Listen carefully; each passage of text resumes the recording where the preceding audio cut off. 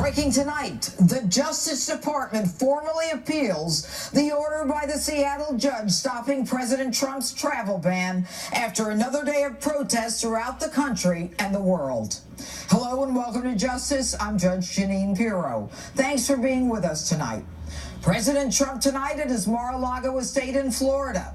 But those who disagree with the president are making their voices heard there and in several major cities around the country, most of them in defiance of the president's immigration policy.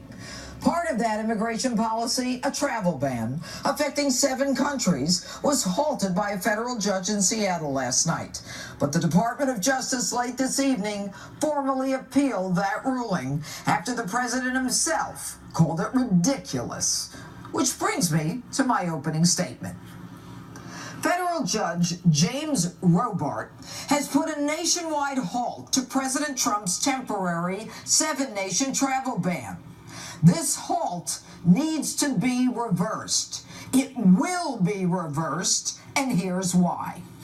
The president's executive action last week, halting travel for 90 days for nationals from 7 mostly Muslim countries, Iran, Iraq, Syria, Sudan, Somalia, and Libya and Yemen, is eminently constitutional. And it will be upheld on both legal precedent and national security grounds. Now, I start with one fundamental premise.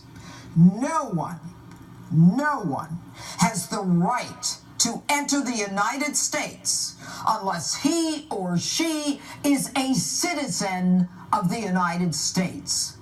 So, did the commander-in-chief have the authority to impose the 90-day ban?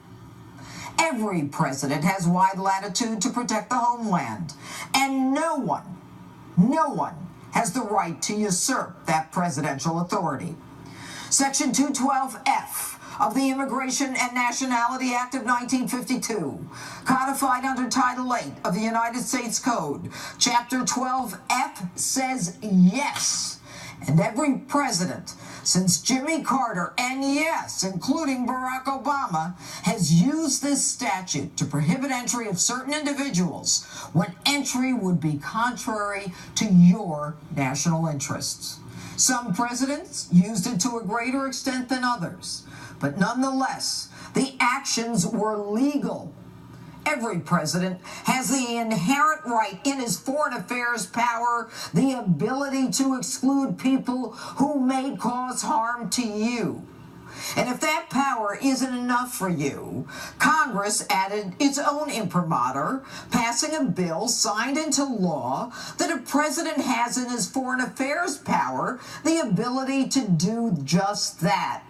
And that power has never, ever been successfully challenged. Article 2, Section 2 of the Constitution gives the president the authority to protect the American people. Congress legislatively has given the president the authority to protect the American people from foreign nationals. So, this Judge Robart from Seattle issues an emergency temporary restraining order on the grounds that the plaintiffs, the states of Washington and Minnesota, would suffer irreparable harm and would most likely win their case. Yet there is no explanation what harm they will suffer or why they will win.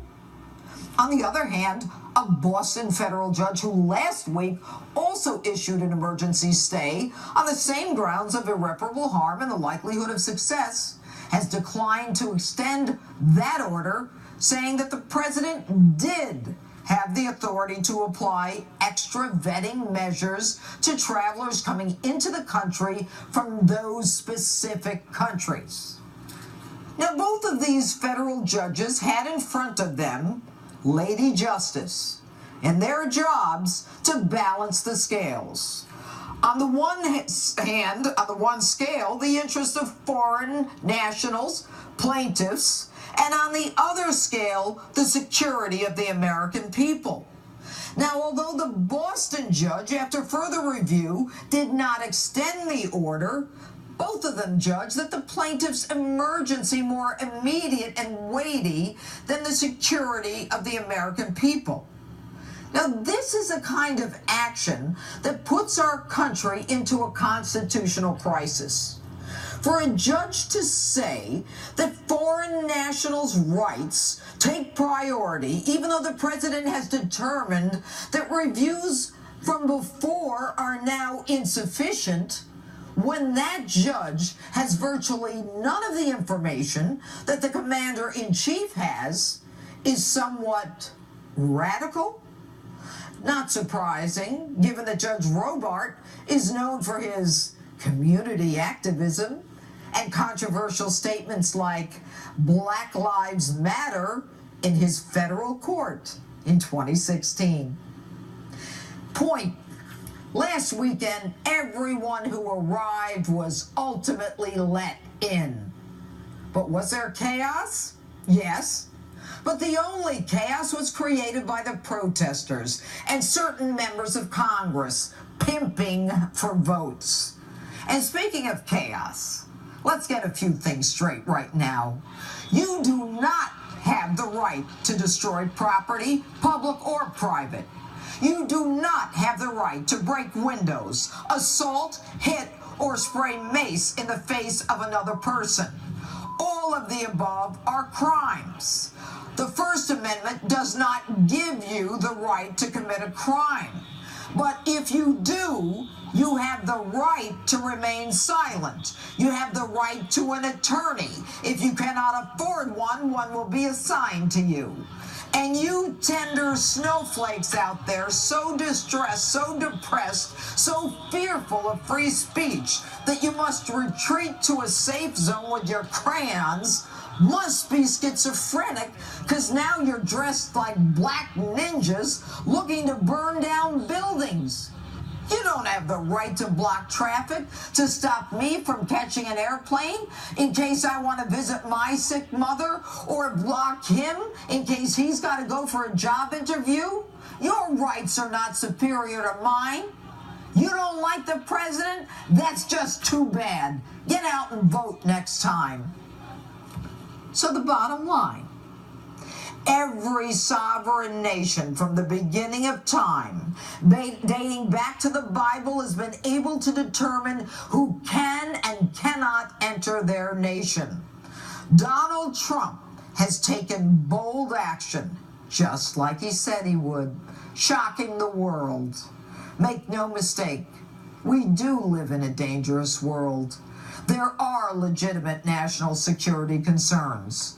And for some judge in Seattle to suggest that he is in a better position to evaluate the equities between some foreign nationals and the national security concerns that we have for the American people is not only egotistical, it's just plain wrong. That's my open. Tell me what you think on my Facebook page or Twitter, hashtag Judge Jeanine. And breaking right now, President Trump commenting just moments ago about